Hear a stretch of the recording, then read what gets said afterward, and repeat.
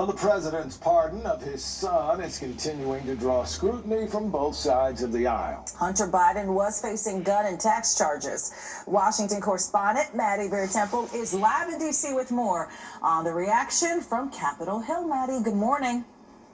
Good morning, Craig and Vanessa. The sweeping pardon of Hunter Biden is getting backlash from both Republicans and some Democratic lawmakers after President Biden said for months he wouldn't do this.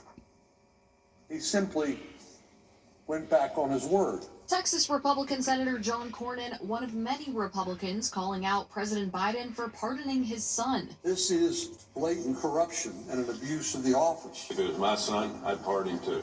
But here's what I didn't like.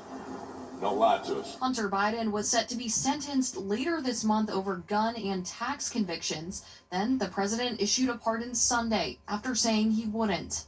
And I will not pardon him. The reversal has led to criticism from his own party, Colorado Democratic Congressman Jason Crow calling it a mistake on X, and Senator Michael Bennet writing, President Biden's decision put personal interest ahead of duty and further erodes Americans' faith that the justice system is fair and equal for all. He wrestled with it. He thought about it. The White House says the president believes the charges against Hunter were politically motivated. They targeted him because his last name was Biden. The pardon covers not just the gun and tax convictions, but any federal offenses Hunter may have committed over the past decade.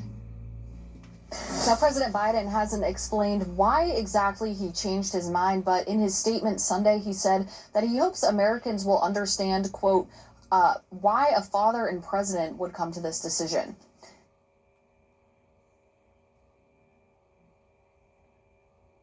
Tax convictions, but any federal offenses Hunter may have committed over the past decade. Now, President Biden hasn't explained why exactly he changed his mind, but in his statement Sunday, he said that he hopes Americans will understand, quote, why a father and president would come to this decision. In Washington, I'm Maddie Beirtempfel.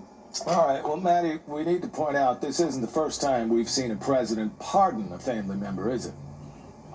That's right. Former President Trump, when he was in office, he pardoned his son-in-law's father as well as other political allies. Former President Bill Clinton pardoned his half-brother. So we have seen examples of this in history, but those examples aren't quite as broad as this one. All right, Maddie Beirtempfel reporting from Washington. Thank you, ma'am. All right, let's get a